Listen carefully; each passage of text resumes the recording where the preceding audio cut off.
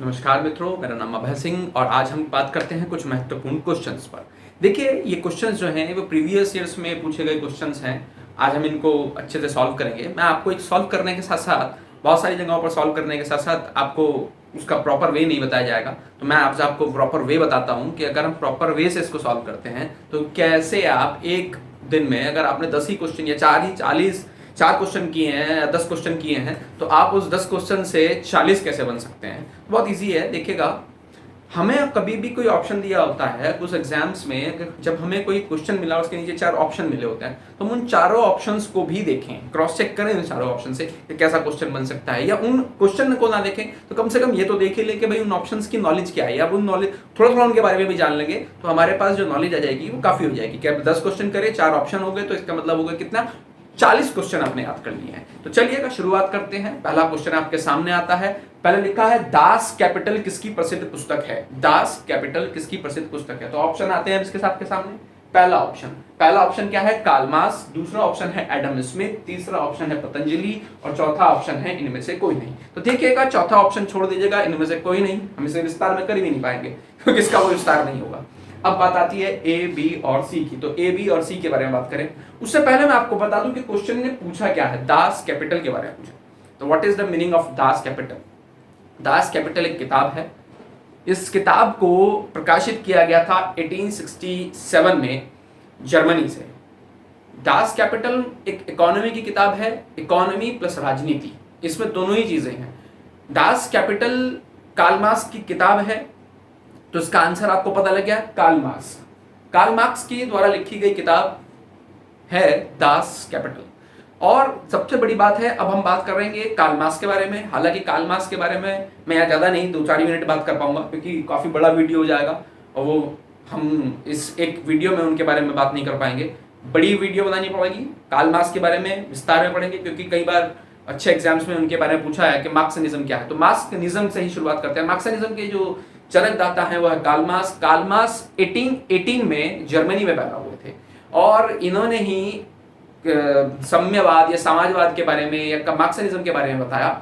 और ये एक अर्थशास्त्री थे, एक वैज्ञानिक थे, एक आर्टिस्ट थे और एक अच्छे इकोनॉमिस्ट थे। तो ये सब इन्हीं के बारे में, कार्ल मार्क्स के बारे में। अगला हमने बात करी है एडम स्मिथ। तो एडम स्मिथ अगेन मैं आपसे बात करूं तो इनकी पहचान होती है इकोनॉमी के पिता के रूप में। द फादर ऑफ इकोनॉमी इनको कहा जाता है। और सबसे अच्छी बात ये कि ये भी इकोनॉमी के बहुत बढ़िया ज्ञाता है।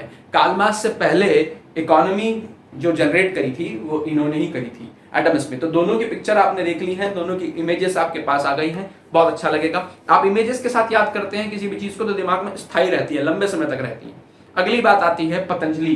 देखिए, पतंजलि इन सबके पुराने बाप हैं, इन सबसे पुराने हैं पतंजलि। तो हम बात कर रहे हैं पतंजलि। पतंजलि की किताब है योगपीठ। बाबा रामदेव आपने सुना होगा, बाबा रामदेव का पतंजलि योग।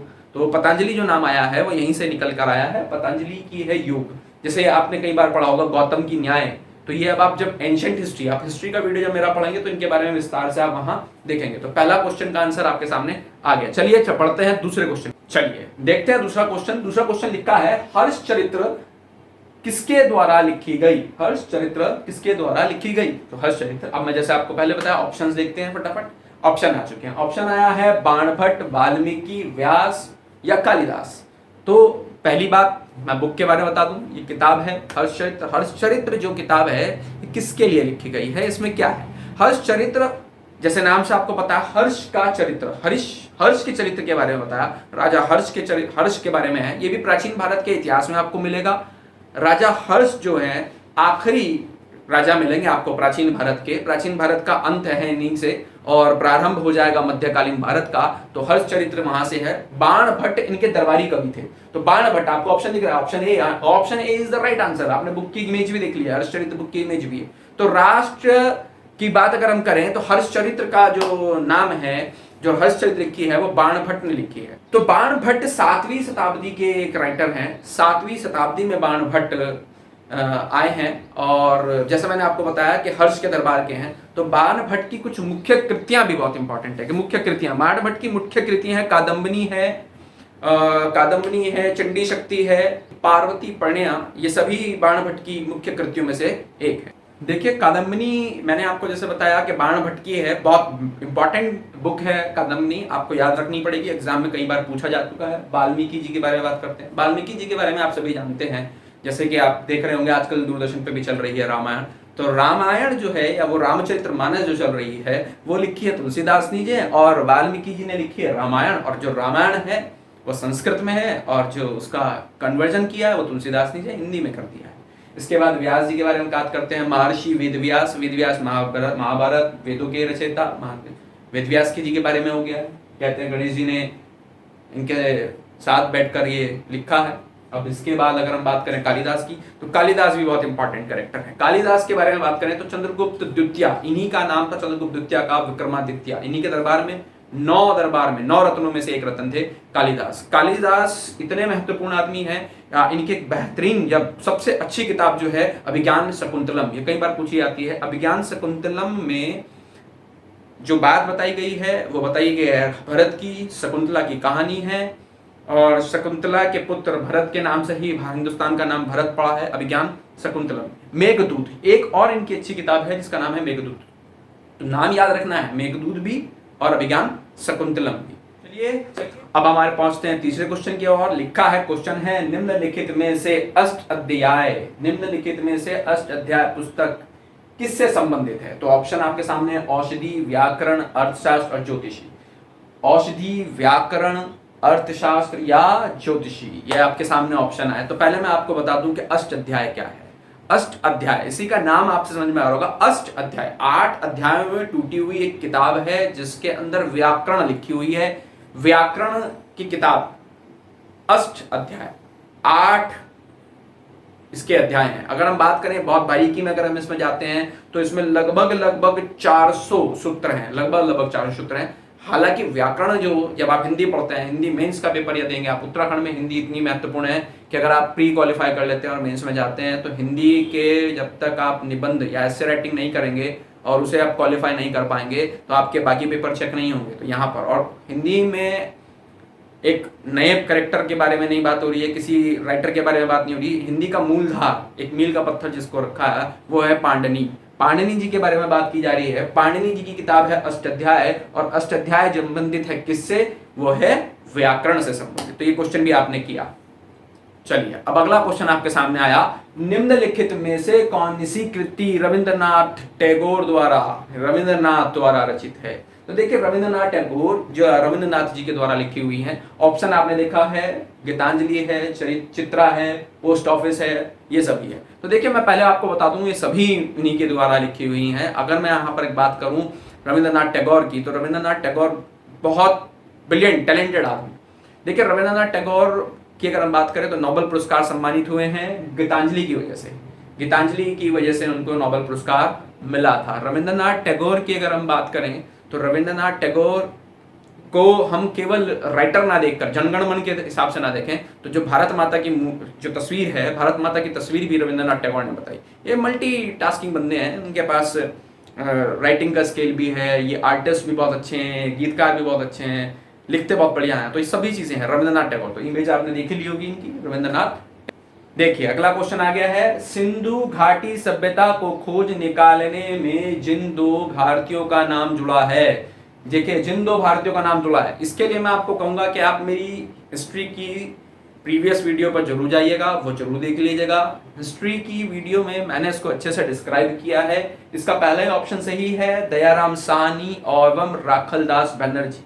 आगे हम बात करेंगे तो इन सभी लोगों ने, किसी ने हड़प्पा की खोज करी, किसी ने मोहनजोदाड़ो की खोज करी, किसी ने राखी गढ़ी की खोज करी, किसी ने लोथल की खोज करी। तो ये सारे क्वेश्चन आपके मेंस में पूछ लेता है। तो बहुत सारी बातें हैं जो मैं यहाँ पर आपको मिलूंगा। इसके लिए आप प्लीज मेरी प्रीवियस ईयर की साइट पे प्रीवियस ईयर की वीडियो जरूर देखिएगा। ये सारे ऑप्शंस आपको वहां दिखेंगे और वहां से आप इसको अच्छे से ब्रीफ में देख पाएंगे। देखिए अगला क्वेश्चन हमारे सामने आ गया, मोहनजोदाड़ो को किसी एक अन्य नाम से भी जाना जाता है। तो मोहनजोदाड़ो को, देखिए मैंने आपको वही मैं आपको फिर कहूंगा कि मेरी प्रीवियस वीडियोस हिस्ट्री की, उन्हें आप अच्छे से देखिएगा।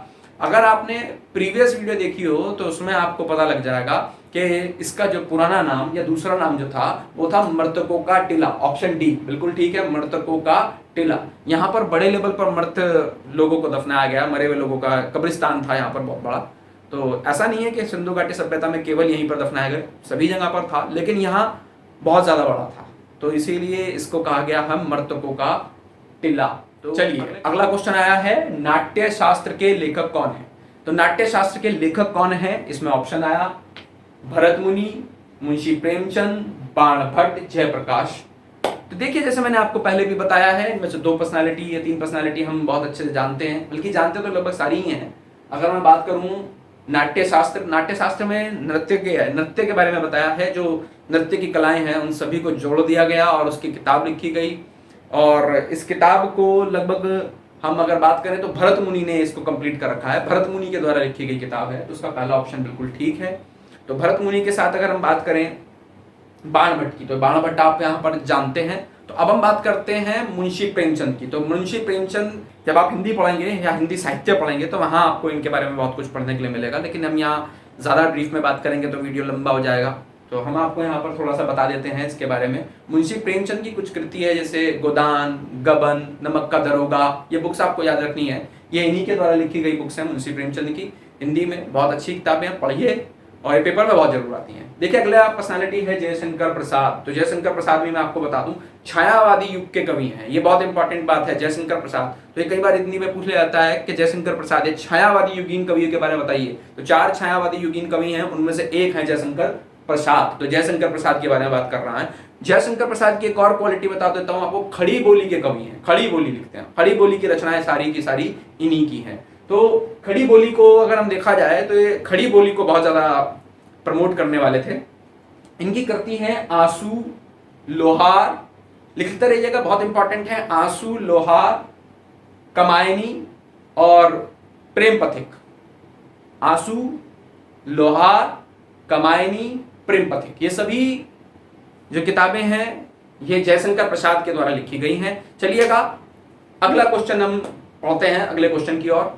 पिक्चर और इमेजेस देखते चलिए, बहुत इंपॉर्टेंट है। आप अगर इनको देखेंगे तो आपके दिमाग में आएगा और अंत तक इसको देखिएगा, बहुत अच्छा लगेगा। देखिए मैंने जैसे अभी थोड़ी देर पहले ही आपको क्लियर करा, क्वेश्चन फिर दोबारा आया है, कुमार संभवम और अभिज्ञान शकुंतलम के रचयिता कौन है? तो जैसे इस क्वेश्चन को तो मैं नहीं भी बताऊंगा, तो आप खुद ही कर लेंगे, क्योंकि मैंने अभी आपको उसका जवाब दिया था कि इसके जो राइटर हैं और अभिज्ञान शकुंतलम नाम ही आ गया देखो अगला क्वेश्चन में, तो कालिदास, जिसे आपको बात है कालिदास के, तो कालिदास इसका राइट आंसर होगा। कालिदास के बारे में मैंने आपको ब्रीफ में बताया है, हालांकि ब्रीफ नहीं है, जब आप इतिहास पढ़ेंगे तो और बारीकी में इनके बारे में पढ़ेंगे। ये उत्तराखंड में रहे हैं, इन्होंने उत्तराखंड में किताबें लिखी हैं, अभिज्ञान शकुंतलम की रचना जो है वो उत्तराखंड में ही आकर इन्होंने करी थी। तो आगे पढ़ते हैं अगला क्वेश्चन। लिखा हुआ है कमायनी के लेखक कौन है? तो जैसा कि मैंने आपको बताया कमायनी के लेखक कौन है, जयशंकर प्रसाद। अभी इससे पहले ही 2 क्वेश्चन में मैंने आपको बताया था, तो जयशंकर प्रसाद। तो यहाँ पर आपने देख लिया होगा, इमेज आ चुकी है और यहाँ एक ऑप्शन आपको दिख रहा है मैथिली शरण गुप्त। मुझे लगता है कि मुझे मैथिली शरण गुप्त के बारे में बताना चाहिए। पहले मैं आपको बता दूं कि जेबी कृपलानी, जो जेबी कृपलानी है that is a politician not a writer. अब बात करते हैं मैथिली शरण गुप्त की। तो मैथिली शरण गुप्त जो है वो झांसी से हैं। कहाँ से हैं भैया? झांसी से हैं। ये भी खड़ी बोली के लिए बहुत अच्छे हैं, इन्होंने भी खड़ी बोली में बहुत अच्छा लिखा हुआ है। इनकी भारत भारती, इनकी एक रचना है भारत भारती गुणगान, इनकी रचनाओं में भारत भारती गुणगान, और एक रचना है अर्जुन की प्रतिज्ञा, भारत भारती गुणगान, और एक है अर्जुन की प्रतिज्ञा। तो ये बुक्स जो है ये इंपॉर्टेंट है, ये याद रखिएगा, बहुत अच्छे लेवल पर आपको एग्जाम से पूछी जाएंगी। ये हिंदी में आपसे, या हिंदी का कभी आप पेपर दे रहे हैं तो उसमें आपसे जरूर पूछ लेता है। अगले क्वेश्चन की ओर। अगला क्वेश्चन है पृथ्वीराज रासो किसने लिखा था? पृथ्वीराज रासो किसने लिखा था? पृथ्वीराज रासो लिखा था, ऑप्शन आते हैं भावभूति, चंद्रप्रदाय, बाणभट्ट, जयदेव। तो देखिए जैसे आपने अभी मैंने आपको बताया कि बाणभट्ट तो इस समय के नहीं है, तो बाणभट्ट का ऑप्शन यहाँ से गिरता है। और आपने पृथ्वीराज चौहान के बारे में नाम ही सुना होगा। पृथ्वीराज चौहान की किताब है चंद्रप्रदाय के द्वारा लिखी हुई। चंद्रप्रदाय इनके दरबार में कवि थे, इनके मित्र भी थे। और पृथ्वीराज चौहान, फिर मैं ये बात करूंगा पृथ्वीराज चौहान के लिए, फिर आप मेरी हिस्ट्री की वीडियो को देखिए। हिस्ट्री में मैंने इन सबको बहुत ब्रीफ में पढ़ाया है, पृथ्वीराज चौहान को बहुत ब्रीफ में पढ़ाया है, चंद्रप्रदाय को बहुत ब्रीफ में पढ़ाया है। इनके अध्याय भी बताए हैं कि कितने अध्याय, कितने चौपाइयों में इसको उन्होंने गाया है, और बहुत बढ़िया कैरेक्टर है पृथ्वीराज चौहान, अगर आप इसके बारे में पढ़ेंगे, क्योंकि पृथ्वीराज चौहान जो हैं वो जॉइंट हैं, दो कालों को ज्वाइंट करते हुए दिखेंगे। मध्यकालीन भारत में हम एंट्री कर रहे होंगे और प्राचीन भारत को छोड़ रहे होंगे, तो इसीलिए इन कड़ियों को बहुत अच्छे से समझना है इतिहास में। तो आज के लिए इतना ही, फिर हम मिलेंगे नेक्स्ट क्लास में। अगर आपको ये वीडियो अच्छा लगता है तो लाइक कीजिए, शेयर कीजिए, सब्सक्राइब कीजिए और बेल आइकन दबाना मत भूलिएगा। मेरे सभी लेटेस्ट वीडियो का नोटिफिकेशन सबसे पहले आप तक पहुंचेगा। नमस्कार दोस्तों।